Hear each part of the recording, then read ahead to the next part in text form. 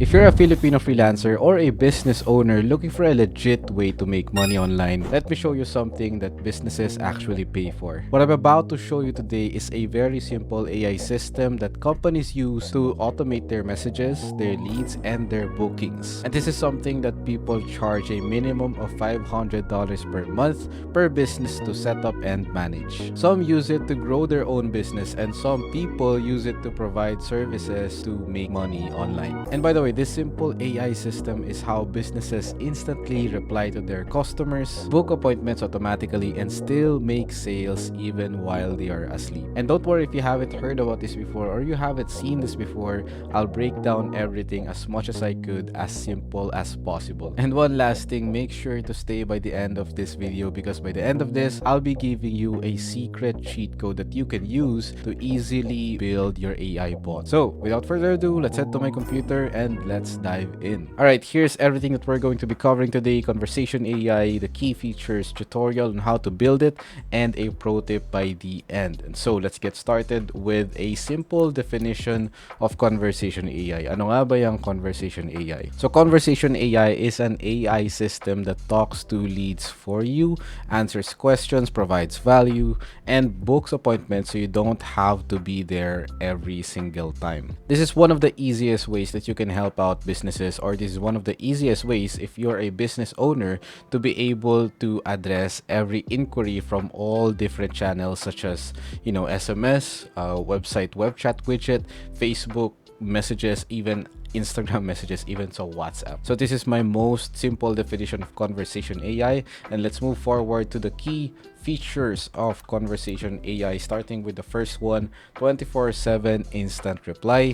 Obviously, if magi-install ka ng AI chatbot to your different channels, it should reply instantly in just a matter of seconds. With the first key feature, nakalagay dyan na leads get answers right away and not hours later. I am pretty sure nakapag-try ka ng kumontak ng isang business before. Maybe it's a dental clinic business, maybe you're looking for a business to help you solve a problem, and my question to you is, what do you do kapag hindi sumagot kagad yung business na yun? Obviously, the next thing that you're going to do is look for their competitors. Look for other businesses na malapit lang sa'yo na makakontak mo and sasagot kagad. And so it's a problem for a lot of the different businesses na hindi kagad nakakasagot sa mga customer questions and customer inquiries because they are losing top line revenue because of that.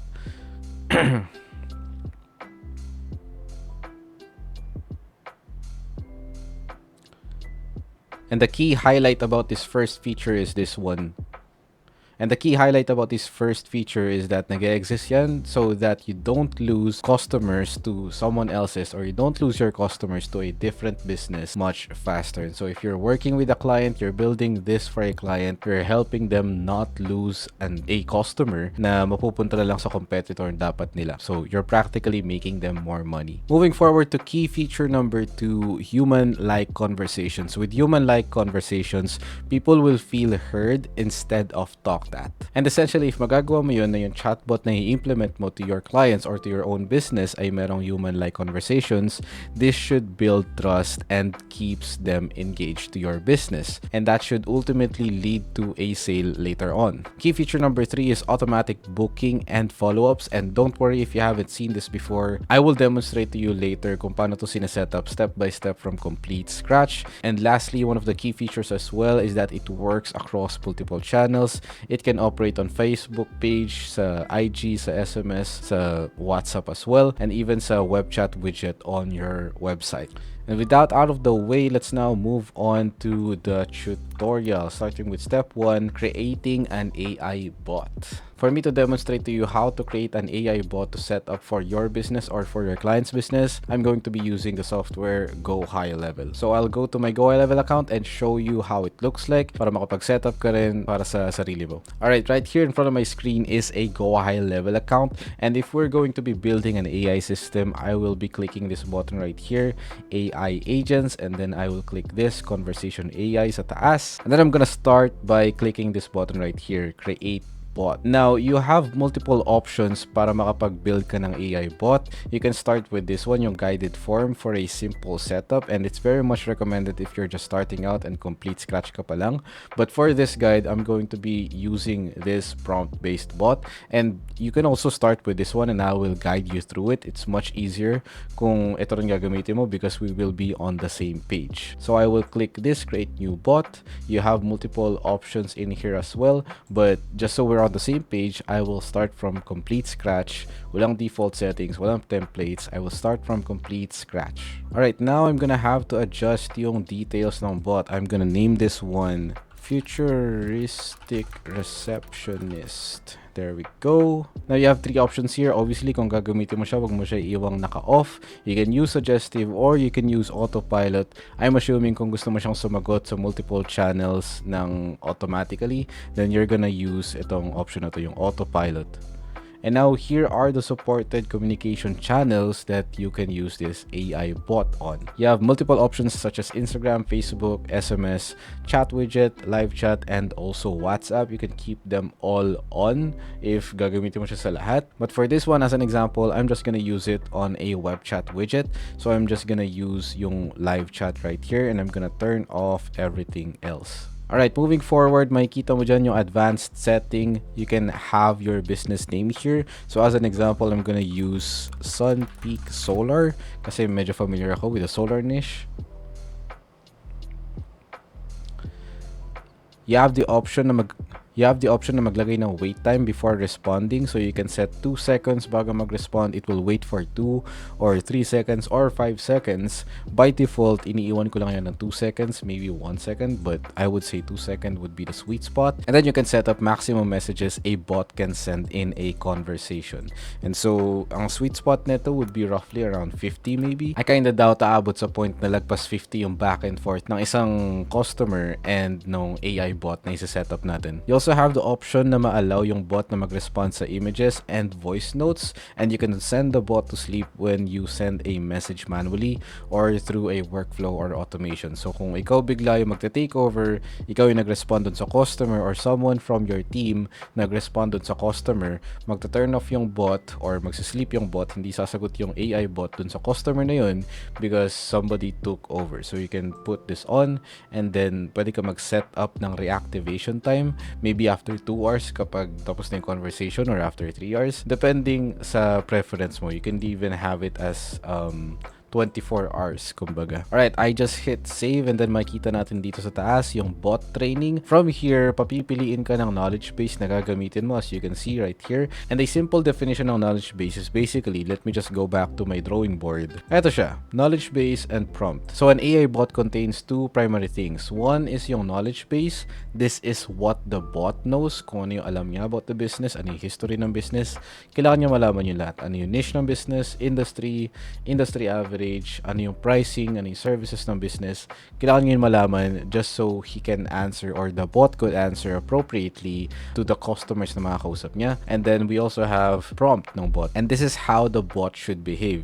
So think about prompts as the instructions na kailangan sundin ng bot. May sinusundan siya dyang rules, mga additional information, paano siya dapat kumausap sa isang customer, ano dapat tonality niya, etc. etc. And I will show you how to set these up.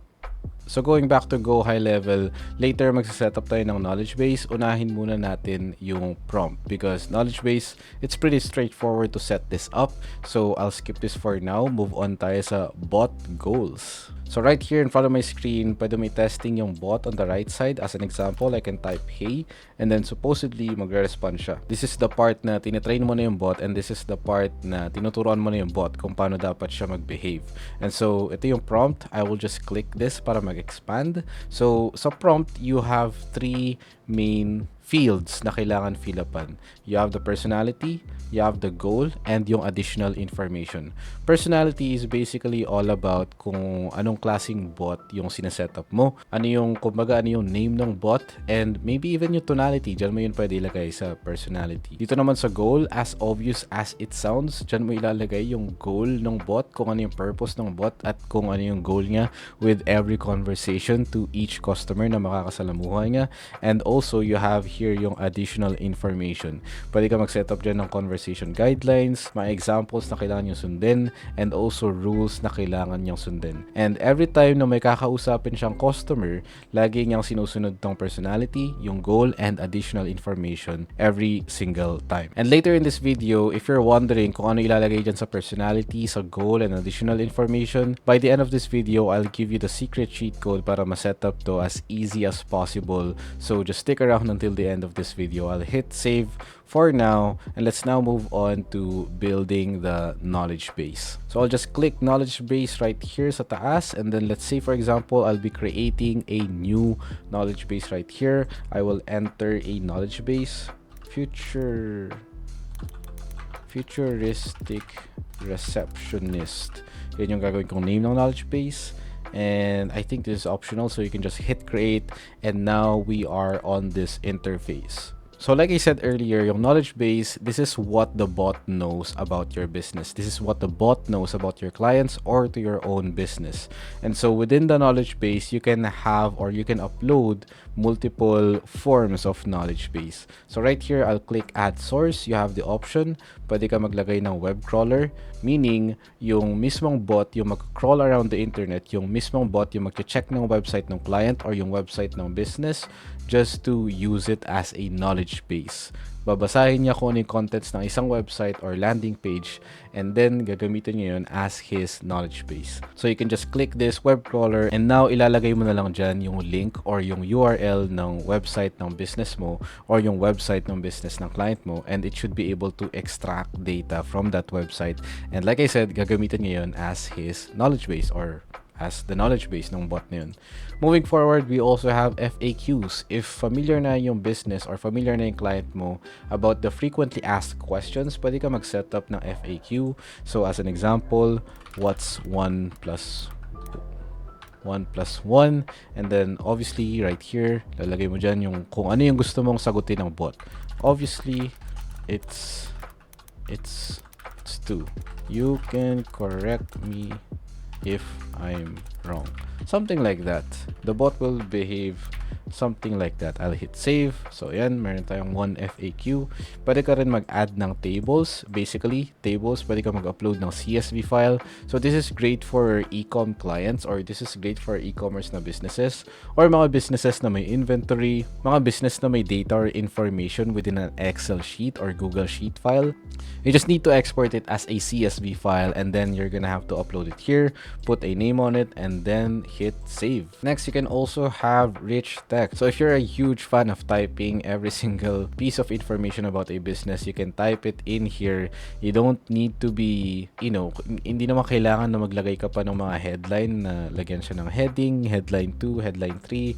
You just need to type every single information na gusto mo i-add sa knowledge base ng AI bot na binibuild mo. This doesn't need structure because an AI bot could just easily read this. Not like us na humans na kailangan natin ng proper spacing para lang maintindihan. So if you're a fan of typing, you can do it right here. And then lastly, we also have file upload. So if yung knowledge base ng client mo or yung knowledge base ng business ay nasa PDF file, docs file or whatever it is, and doc or docx file, you can upload it here and gagamitin yun ng bot as a knowledge base so that every time na may kakausapin siyang customer, dun siya bumabase ng information niya. Alright, with that out of the way, let's go back to conversation AI. So agents list, we can see futuristic receptionist right here. And then sa bot training, gamitin natin yung knowledge base na ito, futuristic receptionist. Gamitin natin yan. So you can see, may sinetup tayo earlier na 1 FAQ. Sorry, naklik ko siya. So let me just go back. Meron tayo dyang 1 FAQ, which is yung sinetup kong 1 plus 1. So if I ask this bot, what's 1 plus 1? Let's see. Ayan, ganun siya sumagot. That's 2. You can correct me if I'm wrong. Which is kung paano ko sinetup yung bot na yun. And if you want to adjust this, or if you're curious saan yun nakuha yung information na yan, you can just click this button right here, and you should be able to see yung knowledge chunks. Makikita mo kung saan yun na-pull out yung information. So right here, na-pull out nyo yung sagot na yun from an FAQ na na-setup ko, which is this one. What's 1 plus 1? Ito yung sinetup kong sagot sa kanya. Obviously, it's 2. You can correct me if I'm wrong. Right, one last thing that I'd like to share with you is this one right here, yung appointment booking na option. So just head to bot goals right here, and then you should be able to see this option right here, yung appointment booking.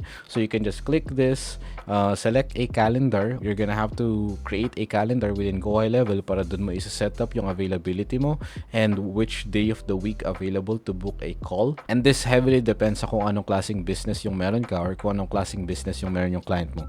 But as an example, let's use this barbershop hair relax na calendar right here. I'll hit proceed, and then we are here sa advanced options. You have the option na hindi siya mag-book ng appointment. Magsasend lang siya ng booking link, meaning makikita nung customer yung booking link, i-click nila yung link, and then sila yung mag-book dun sa calendar na yun. But I would prefer leaving this unchecked para yung bot na yung mag-book ng customer. Magbibigay ng availability yung bot, and then yung customer yung magsaselect ng gusto niyang availability. So you also have the option na mag-pause yung bot after mag-book ng customer. You also have an option na mag-trigger ng isang automation, mag-send out ng automated email if you want to do that, or you can even transfer it to an employee after appointment booking. I would also prefer leaving these on kasi this will allow the bot to cancel an appointment. It could also allow the bot to reschedule an appointment right there. So I would prefer leaving this on, hitting save, and now the bot can book a call. So if itetest natin siya, hey, can I book an appointment? And then it should be able to give us availability. Yep, right here. So I've got opening starting today, the 3rd February 2026, Tuesday. Earliest slots 8 a.m., 8:30 a.m., 9 a.m., 9:30 a.m. Which one works for you? And this is fully functional. So say for example, wala akong availability today.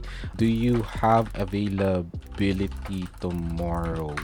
And yung bot mismo yung magsasuggest kung meron bang available times tomorrow based on the calendar or the availability in the calendar na sinetup ko before. Yep, I've got openings tomorrow, Wednesday 4th, the 4th of February. Times available 8 a.m., 8:30 a.m., 9 a.m., 9:30 a.m. Which one suits you? So now that you have seen how to create an AI bot, how to build a knowledge base, and also how to build a prompt, which later bibigyan kita ng cheat code, let me just give you a last pro tip. I want you to spend as much time as possible in testing your bot, send it weird messages, hateful messages, or bring up different topics and then observe how it responds. Adjust the prompt or knowledge base accordingly depending sa preferences mo. So if the bot responds in a way na hindi mo nagustuhan, then adjust the prompt, adjust the knowledge base, and you can sharpen it as much as you want, kumbaga. Just keep on training it, keep on chatting with it, keep on testing weird stuff, keep on testing yung mga hateful messages, observe mo paano siya mag-behave, mag-respond, break things, fix things, and then adjust accordingly until sa maging confident ka na this is fully functional, and then you can now implement it on a website chat widget, on Facebook pages, on Instagram DMs, and also on SMS and WhatsApp. And now here's the cheat code na sinasabi ko at the very start of this video na ibibigay ko sa'yo. This is a document that gives you a step-by-step progress sa kung paano ka makakapag-build ng bot that books a call for a business or for your client. You know, makikita mo dyan starting from step 0, you know, click create bot, prompt-based bot, start from scratch, and then it's very well detailed, and makikita mo dyan bot basics, ipa-plug mo lang dyan yung role. You can click this link just to see a visual representation sa kung paanong flow dapat ng isang conversation AI bot. And going back to this document, like I said, you will just plug in kung anong klaseng role ng bot, and then you will define the main goal ng bot. Itatype po lang yan dyan. There are examples right here, and then by the end of this, makikita mo sa step 7, prompt build. Ito na yung ipa-plug and play mo sa loob ng Go High Level. If we scroll down, makikita mo dyan yung personality. This is how the bot should act. And then ipa-plug and play mo dyan yung role, which is yung sagot mo sa step 2, step 2A. So babalik ka lang dito, makikita mo dyan step 2, letter A, which is this one. Kung ano yung sagot mo dyan, you will just go back here, and then you will plug it here. And so as you go through these steps, fill outan mo to later as you go. So, insert mo dyan yung main goal, secondary goal, yung tonality style na hanap mo, yung greeting style na hanap mo, main questions to qualify leads, etc. etc. I would encourage you to go through this document, and this is completely for free. This is the cheat code na ibibigay ko sa iyo. You can check the link in the description. Get started with your 30-day free trial of Go High Level as well. Test it out for your business. See how it works. Book a call yourself. And ayun, if you want to try Go High Level completely for free as well, the link is in the description. Usually it's just a 14-day free trial, but with the link in the description, you have a full extended 30 days free trial of Go High Level. Sign up through there and then build your own bot using the cheat code. I'll see you around. Have fun. Let me know in the comments below kung meron kang question. Subscribe.